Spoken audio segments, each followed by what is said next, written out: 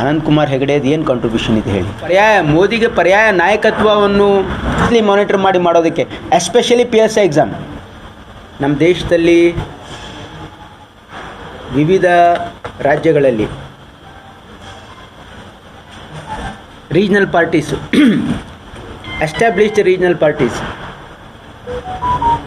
ಅವರೆಲ್ಲ ಸೇರಿ ರಾಷ್ಟ್ರ ಮಟ್ಟದಲ್ಲಿ ಕೇಂದ್ರ ಸರ್ಕಾರ ಮಾಡ್ತಾ ಇರ್ತಕ್ಕಂಥ ದುರಾಡಳಿತ, ಜನವಿರೋಧಿ ನೀತಿಯನ್ನು ವಿರೋಧಿಸಿ ಒಂದು ಒಕ್ಕೂಟವನ್ನು ಆಗಿದೆ. ಅದರಲ್ಲಿ ವೆಸ್ಟ್ ಬೆಂಗಾಲ್ನ ಮಮತಾ ಬ್ಯಾನರ್ಜಿ 3ನೇ ಸಾರಿ ಮುಖ್ಯಮಂತ್ರಿ ಆದವರಿದ್ದಾರೆ, ಕೇಜ್ರಿವಾಲ್ ಅಂತವ್ರಿದ್ದಾರೆ, DMK ಅಂತವು ಎಲ್ಲ ಎಸ್ಟಾಬ್ಲಿಷ್ ರೀಜ್ನಲ್ ಪಾರ್ಟೀಸ್ ಇವೆ. ಅವ್ರದ್ದು ತಮ್ಮದೇ ಆಗಿರ್ತಕ್ಕಂಥ ಅನೇಕ ವರ್ಷಗಳ ಕಾಲ ರಾಜ್ಯವನ್ನು ಆಳಿರ್ತಕ್ಕಂಥವ್ರು. ಇವರೆಲ್ಲ ಸೇರಿ ಒಂದು ಇಂಡಿಯಾ ಒಕ್ಕೂಟ ಆಗಿದೆ. ಇದಕ್ಕೆ ಎಲ್ಲರೂ ಸರ್ವಾನುಮತದಿಂದ ಮಲ್ಲಿಕಾರ್ಜುನ್ ಖರ್ಗೆ ಸಾಹೇಬ್ರನ್ನು ಇದರ ಅಧ್ಯಕ್ಷರನ್ನಾಗಿ ಆಯ್ಕೆ ಮಾಡೋದು ಇದೆಲ್ಲ ಕನ್ನಡಿಗರ ಹೆಮ್ಮೆಯ ವಿಷಯ. ಇದು ವಿಶೇಷವಾಗಿ ನಾವೆಲ್ಲ ಅರ್ಥ ಮಾಡ್ಕೊಳ್ಬೇಕು. ಪ್ರಹ್ಲಾದ್ ಜೋಶಿಯವರು ಒಬ್ಬರು ಕನ್ನಡಿಗರಾಗಿ ಹೆಮ್ಮೆ ಪಡಬೇಕಾಗಿತ್ತು. ಏನಂದರೆ ಮಲ್ಲಿಕಾರ್ಜುನ್ ಖರ್ಗೆ ಸಾಹೇಬ್ರಂಥ ನಾಯಕರು ಒಂದು ಅವರಲ್ಲಿ ಇರ್ತಕ್ಕಂಥ ಆ ಲೀಡರ್ಶಿಪ್ ಕ್ವಾಲಿಟಿ ಕರ್ನಾಟಕ ರಾಜ್ಯದ ಪ್ರತಿಯೊಬ್ಬರಿಗೂ ಗೊತ್ತಿದೆ. ಆದರೆ ರಾಷ್ಟ್ರ ಮಟ್ಟದಲ್ಲೂ ಕೂಡ ಅದನ್ನು ಗುರುತಿಸಿ ಎಲ್ಲ ಪಕ್ಷದವರು ಅಕ್ಸೆಪ್ಟ್ ಮಾಡ್ತಾ ಇದ್ದಾರೆ ಅಂದರೆ ಇದು ನಮಗೆ ಕರ್ನಾಟಕಕ್ಕೆ ಹೆಮ್ಮೆ ವಿಷಯ ಅಂತ ಅವ್ರು ಹೇಳಬೇಕಾಗಿತ್ತು. ಅವ್ರಿಗೇನಾಗಿದೆ ಅಂದರೆ ಅವ್ರಿಗೆ ಹೆದರಿಕೆ ಸ್ಟಾರ್ಟ್ ಆಗಿದೆ. ಖರ್ಗೆ ಸಾಹೇಬ್ರಂಥವ್ರು ಅಧ್ಯಕ್ಷರಾದರೆ ದೇಶದಲ್ಲಿ ಒಂದು ಹೊಸ ಬಿರುಗಾಳಿನೇ ಹೇಳ್ಬೋದು, ಬದಲಾವಣೆಯ ಒಂದು ಪರ್ವ ಪ್ರಾರಂಭ ಆಗ್ಬೋದು ಅಂತಕ್ಕಂಥ ಹೆದರಿಕೆಯಿಂದ ಮಾತನ್ನು ಆಡಿದ್ದಾರೆ. ಬಟ್ ಅನುಕಂಪ ತೋರಿಸ್ದಂಗೆ ಮಾತಾಡ್ತಾ ಇದ್ದಾರೆ ಪ್ರಹ್ಲಾದ್ ಜೋಶಿ ಅವರು. ಪಾಪ ಖರ್ಗೆ ಸೋಲಿ ಕಟ್ಟಕ್ಕೆ ಇಂಡಿಯಾ ನೋಡಿ, ಮಾಡ್ತಾ ಇದ್ದಾರೆ. ಈ ದೇಶದ ಜನ ತೀರ್ಮಾನ ಮಾಡ್ತಾರೆ ಅದು ಯಾರಿಗೆ ಓಟ್ ಹಾಕಬೇಕು. ಇವ್ರು ತೀರ್ಮಾನ ಮಾಡೋದಕ್ಕೆ ಇವ್ರ ಕೈಗೆ ಅಧಿಕಾರ ಯಾರು ಕೊಟ್ಟಿಲ್ಲ. ಚುನಾವಣೆಯಲ್ಲಿ ತೀರ್ಮಾನ ಮಾಡ್ತಾರೆ ನೋಡಿ, ಅದು ಅವರು ಪಕ್ಷ ಮತ್ತು ನಾಯಕರು ತೀರ್ಮಾನ ಮಾಡ್ತಾರೆ. ಆದರೆ ಈ ದೇಶದಲ್ಲಿ ನಾಯಕತ್ವ ಏನಿದೆಯಲ್ಲ, ಮೋದಿಗೆ ಪರ್ಯಾಯ ನಾಯಕತ್ವವನ್ನು ನಮ್ಮ ರಾಜ್ಯದಿಂದ ಒಬ್ಬ ನಾಯಕನಿಗೆ ಎಲ್ಲರೂ ಸೇರಿ ಅದನ್ನು ಅವ್ರು ಗುರುತಿಸಿದ್ದಾರೆ ಅಂತಂದರೆ ಅದು ಹೆಮ್ಮೆ ಪಡಬೇಕಾಗಿರ್ತಕ್ಕಂಥ ವಿಷಯ ಅಂತ ನಾನು ಇಲ್ಲ ಗೊಂದಲ ಪ್ರಶ್ನೆ ಇಲ್ಲ. ನೋಡಿ, ಈಗ ಎಲ್ಲಿ ಯಾರು ಸ್ಪರ್ಧೆ ಮಾಡಬೇಕು ಅಂತಕ್ಕಂಥದ್ದಕ್ಕೆ ನಮ್ಮ ಕಾಂಗ್ರೆಸ್ ಪಕ್ಷದಲ್ಲಿ ಒಂದು ಸಿಸ್ಟಮ್ ಇದೆ. ಕೆಳಮಟ್ಟದಿಂದ ನೀವು ಯಾರನ್ನು ಅಭ್ಯರ್ಥಿಯನ್ನು ಹಾಗಾಗಿ ಮಾಡಬೇಕು ಅಂತಕ್ಕಂಥದ್ದಕ್ಕೆ ಒಂದು ಪ್ರೊಸೀಜರ್ ಇದೆ. ಎಲ್ಲ ಜಿಲ್ಲೆಗಳಲ್ಲಿ ಎಲ್ಲ ಮತಕ್ಷೇತ್ರಗಳಲ್ಲಿ ಒಬ್ಬರೊಬ್ಬರನ್ನು ಅಬ್ಸರ್ವರನ್ನು ಹಾಕಿದರು. ನಾನು ಒಂದು ಕಾನ್ಸ್ಟಿಟ್ಯೂನ್ಸಿಗೆ ಅಬ್ಸರ್ವರ್ ಹೋಗಿದ್ದೆ, ನಮ್ಮ ರಿಪೋರ್ಟನ್ನು ಕೊಟ್ಟಿದ್ದೀವಿ. ಅದನ್ನು ಆಧರಿಸಿ ಇವತ್ತು ನಮ್ಮ ಸ್ಟೇಟ್ ಎಲೆಕ್ಷನ್ ಕಮಿಟಿಯಿಂದ ಮತ್ತು ನಮ್ಮದೇನು ಪಾರ್ಲಿಮೆಂಟ್ರಿ ಬೋರ್ಡ್ ಇರುತ್ತೆ, ಅಲ್ಲಿ ತೀರ್ಮಾನ ಆಗುತ್ತೆ ಯಾರು ಇದು ಕಂಟೆಸ್ಟ್ ಮಾಡಬೇಕು, ಯಾರು ಕಂಟೆಸ್ಟ್ ಮಾಡ್ಬೋದು. ಇಲ್ಲಿ ಯಾರು ಇಂಡಿವಿಜುವಲ್ಸ್ ತೀರ್ಮಾನ ಮಾಡಲ್ಲ ಕಾಂಗ್ರೆಸ್ಸಲ್ಲಿ. ನಾನು ಕಂಟೆಸ್ಟ್ ಮಾಡ್ತೀನಿ ಅಥವಾ ಇಲ್ಲ ಅಂತ ಹೇಳ್ತಕ್ಕಂಥದ್ದು ಯಾರೂ ಟಿಕೆಟ್ ಅನೌನ್ಸ್ ಆಗೋದಕ್ಕಿಂತ ಮುಂಚೆ ಹೇಳೋಕ್ಕಾಗೋದಿಲ್ಲ.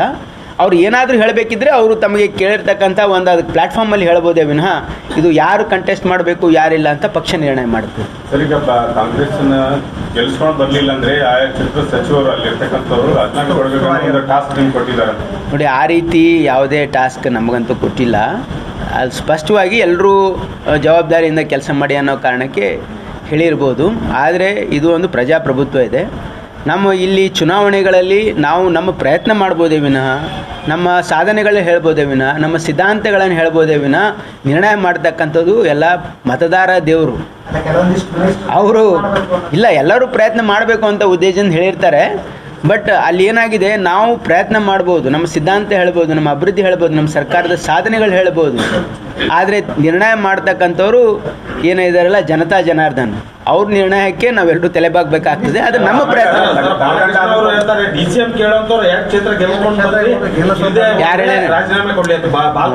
ನೋಡಿ ಅದೆಲ್ಲ ನೋಡಿ, ಇವೆಲ್ಲ ಕೆಲಸಕ್ಕೆ ಬರದೇ ಇರತಕ್ಕಂಥ ಮಾತುಗಳು. ಹೆಚ್ಚಿಗೆ ನಾವು ಅದಕ್ಕೆ ಹೆಚ್ಚಿನ ಒಂದು ಮಹತ್ವ ಕೊಡ್ತಾ ಇಲ್ಲ. ಇದ್ರ ಬಗ್ಗೆ ನಾವು ಡಿಸ್ಕಸ್ ಮಾಡೋದ್ರಲ್ಲಿ ಏನು ಅರ್ಥ ಇಲ್ಲ. ನಾವು ಏನು ಡಿಸ್ಕಸ್ ಮಾಡಬೇಕಾಗಿದೆ ಅಂದರೆ, ಕಾಂಗ್ರೆಸ್ ಏನು ಸರ್ಕಾರ ಇದೆಯಲ್ಲ, ಸಿದ್ದರಾಮಯ್ಯ ನೇತೃತ್ವದ ಕಾಂಗ್ರೆಸ್ ಸರ್ಕಾರ, ನಮ್ಮ ಸಾಧನೆ ಏನಿದೆ, ನಾವು ಜನರಿಗೆ ಏನು ಮಾತು ಕೊಟ್ಟು ಬಂದಿದ್ವಿ, ನಾವು ಏನು ಸಾಧನೆ ಮಾಡಿದ್ವಿ, ಅದರಲ್ಲಿ ವಿಶೇಷವಾಗಿ ನಾವು 5 ಗ್ಯಾರಂಟಿಗಳನ್ನು ಯಾವ ರೀತಿ ಅನುಷ್ಠಾನ ಮಾಡಿದ್ದೀವಿ, ಮತ್ತು ನಮ್ಮ ಸರ್ಕಾರದಲ್ಲಿ ಪಾರದರ್ಶಕತೆಯನ್ನು ಕೈಗೊಳ್ತಕ್ಕಂಥದ್ದು, ನೇಮಕಾತಿಗಳಲ್ಲಿ ಹಿಂದಿನ ಸರ್ಕಾರ ಮಾಡಿರ್ತಕ್ಕಂಥ ಎಡವಟ್ಟನ್ನು ಸರಿಪಡಿಸಿ ನಮ್ಮ ಈ ರಾಜ್ಯದ ಯುವಕರಿಗೆ ಮತ್ತೊಮ್ಮೆ ಆತ್ಮವಿಶ್ವಾಸ ತುಂಬತಕ್ಕಂಥ ಅವಶ್ಯಕತೆ ಇದೆ. ಯಾಕಂದರೆ ನೇಮಕಾತಿಯಲ್ಲಿ ಆಗಿರ್ತಕ್ಕಂಥ PSI ಹಗರಣ ನಮ್ಮ ರಾಜ್ಯದ ಯುವಕರ ಒಂದು ಆತ್ಮಸ್ಥೈರ್ಯವನ್ನು ಕುಗ್ಗಿಸ್ತಕ್ಕಂಥ ಕೆಲಸ ಆಗಿದೆ. ಅದನ್ನು ನಾವು ಮತ್ತೆ ರೀಎಸ್ಟಾಬ್ಲಿಷ್ ಮಾಡಬೇಕಾಗಿದೆ ಅವ್ರ ಫೇತ್ ಈ ಸಿಸ್ಟಮಲ್ಲಿ. ಅದಕ್ಕೆ ಪಾರದರ್ಶಕತೆ ತರತಕ್ಕಂಥ ಅವಶ್ಯಕತೆ ಇದೆ. KE ಎಕ್ಸಾಮಲ್ಲಿ ಕೇಳಿ, ಇಲ್ಲಿ ನೋಡಿ, ನಾವು ಇಲ್ಲಿ DCM ಅವೆಲ್ಲ ನಮಗೆ ಅವೆಲ್ಲ ಅವಶ್ಯಕತೆ ಇಲ್ಲ ಅಂತಕ್ಕಂಥ ನನ್ನ ಭಾವನೆ. ಈಗ ನಾವು ಫೋಕಸ್ ಮಾಡಬೇಕಾಗಿರ್ತಕ್ಕಂಥದ್ದು ಏನಂತಂದರೆ ನಮ್ಮ ಕೆಲಸ ಕಾರ್ಯವೈಖರಿ ಮತ್ತು ಜನಸ್ನೇಹಿ ಜನಪರವಾಗಿರ್ತಕ್ಕಂಥ ಆಡಳಿತದ ಬಗ್ಗೆ ನಮಗೆ ಫೋಕಸ್ ಮಾಡಬೇಕಾಗಿದೆ. ನೀವೇನೋ ಕೇಳಿದ್ರಿ? ಅಲ್ಲ ಸರ್, ಹಿಂದಿನ ಸರ್ಕಾರ ಎಕ್ಸಾಮ್ ಹಗರಣ ಆಯ್ತು ಅಂತ ಹೇಳ್ತೀರಿ, ನಿಮ್ಮ ಸರ್ಕಾರ ಬಂದಾಗ ಕೂಡ ಇಲ್ಲಿ KEಯಲ್ಲಿ ಮಾಡ್ತಕ್ಕಂಥ ಪ್ರಯತ್ನ ಮಾಡಿದ್ರು. ಅದಕ್ಕೆ ನಾವು ಇಮಿಡಿಯೇಟ್ಲಿ ಆ್ಯಕ್ಷನ್ ತೊಗೊಂಡು ಅದಕ್ಕೆ ಸ್ಟ್ರೀಮ್ಲೈನನ್ನು ಮಾಡಿದ್ದೀವಿ. ಅದಕ್ಕೆ ಮತ್ತೆ ಈಗ ಎಕ್ಸಾಮನ್ನು ಡಿಕ್ಲೇರ್ ಮಾಡಿದ್ದೀವಿ. KEಯಿಂದನೇ ಮಾಡ್ತಾ ಇದೆ. ಹಾಗಾಗಿ ನಮ್ಮ ಸರ್ಕಾರ ಝೀರೋ ಟಾಲರೆನ್ಸ್ ಇದೆ. ಯಾವುದೇ ಮಾಲ್ ಪ್ರಾಕ್ಟೀಸಿಗೆ ವಿ ಹ್ಯಾವ್ ಝೀರೋ ಟಾಲರೆನ್ಸ್. ಅಷ್ಟು ಮಾತ್ರ ಸ್ಪಷ್ಟ. ಯಾಕೆ ಈ ನೋಡಿ, ಈ ಎಕ್ಸಾಮ್, ಇದು ಒಂದೇ ಎಕ್ಸಾಮನ್ನು ಬೆಂಗಳೂರಲ್ಲಿ ಮಾಡ್ತಕ್ಕಂಥ ಉದ್ದೇಶ ಏನಂದರೆ ಇದರಲ್ಲಿ 100% ಫುಲ್ ಪ್ರೂಫ್ ಇರಬೇಕು ಅಂತಕ್ಕಂಥ ಉದ್ದೇಶದಿಂದ. ಆಮೇಲೆ ಇಲ್ಲಿ ಇರ್ತಕ್ಕಂಥ ನ್ಯೂನತೆಗಳನ್ನು ಸರಿಪಡಿಸೋದಕ್ಕೆ ಅವ್ರಿಗೆ ಸಮಯ ಕೊಡಬೇಕು ಅಂಥೇಳಿ ಒಂದು ಸೆಂಟ್ರಲ್ಲಿ ಬೆಂಗಳೂರಲ್ಲೇ ಮಾಡ್ತಾ ಇದ್ದೀವಿ. ಇದು ಕ್ಲೋಸ್ಲಿ ಮಾನಿಟರ್ ಮಾಡಿ ಮಾಡೋದಕ್ಕೆ, ಎಸ್ಪೆಷಲಿ PSI ಎಕ್ಸಾಮ್.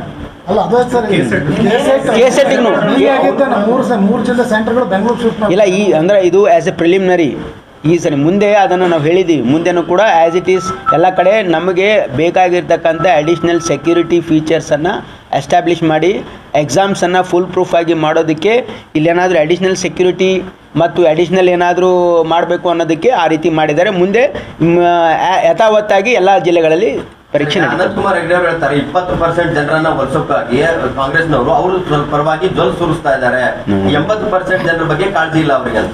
ನೋಡಿ, ಅನಂತ್ ಕುಮಾರ್ ಹೆಗಡೆದು ಏನು ಕಾಂಟ್ರಿಬ್ಯೂಷನ್ ಇದೆ ಹೇಳಿ? He was a member of parliament for how many years? ಯಾವತ್ತಾದರೂ ಒಂದಿನ ಆದರೂ ಜನರ ಪರವಾಗಿ, ಅಭಿವೃದ್ಧಿ ಪರವಾಗಿ, ಸಮಾಜ ಕಟ್ತಕ್ಕಂಥ ಮಾತಾಡಿದ್ದಾರೆ ಅವರು 5 ವರ್ಷ ಏನೂ ಕೆಲಸ ಮಾಡೋಕ್ಕಾಗಿಲ್ಲ ಅವ್ರಿಗೆ.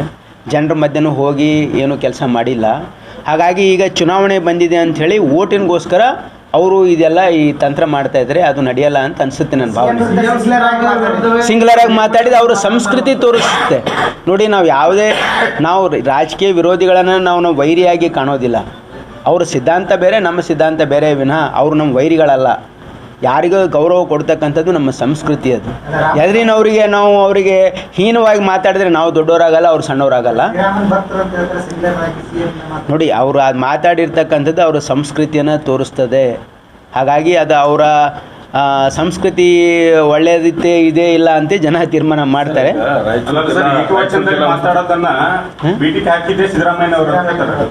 ನೋಡಿ, ಸಿದ್ದರಾಮಯ್ಯನವರು ಎಂದೂ ಕೂಡ ಯಾರನ್ನು ಏಕವಚನದಲ್ಲಿ ಸಿಂಗ್ಯುಲರ್ ಆಗಿ ಮಾತಾಡಿಲ್ಲ. ಇದ್ರೆ ನಾನು ಹೇಳಿ, ತಾವು ರಾಯಚೂರು ಜಿಲ್ಲೆ ಉಸ್ತುವಾರಿ ಸಚಿವರು, ಜನಸ್ಪಂದನ ಕಾರ್ಯಕ್ರಮ ಎಷ್ಟು ಮಾಡಿದ್ದೀವಿ? ಒಂದು ಮಾಡಿದ್ದೀವಿ. ಇನ್ನೂ ತಾಲೂಕಾ ಮಟ್ಟದಲ್ಲಿ ಮಾಡಬೇಕಾಗಿದೆ. ಮುಖ್ಯಮಂತ್ರಿ ನೇತೃತ್ವದಲ್ಲಿ ಸಭೆ ಮಾಡಿ ಪ್ರತಿ ತಿಂಗಳು ಮಾಡಬೇಕಂತ ಮಾಡಿದ್ದಾರೆ ಇತ್ತು. ಈಗ ಆಮೇಲೆ ಏನಾಯಿತು, ಈಗ ವಿಶೇಷವಾಗಿ ನಮ್ಮ ಸೆಷನ್ ನಡೀತು ಬೆಳಗಾಮಲ್ಲಿ. ಅದಾದಮೇಲೆ ಈಗ ಯುವ ನಿಧಿ ಒತ್ತಡ ಇತ್ತು. ಹಾಗಾಗಿ ಆದರೆ ನಾನು ಎಲ್ಲ ತಾಲೂಕುಗಳಿಗೆ ಹೋಗಿ ಸಭೆ ಮಾಡಿದ್ದೀನಿ. ಜನಸ್ಪಂದನ ಮಾಡದಿದ್ದರೂ ಕೂಡ ನಾವು ಅಲ್ಲಿ ಬರಗಾಲದ ರಿವ್ಯೂ ಮಾಡಿದ್ದೀವಿ. KDP ಎಲ್ಲ ತಾಲೂಕದಲ್ಲಿ ಮಾಡಿದ್ದೀವಿ ನಾವು.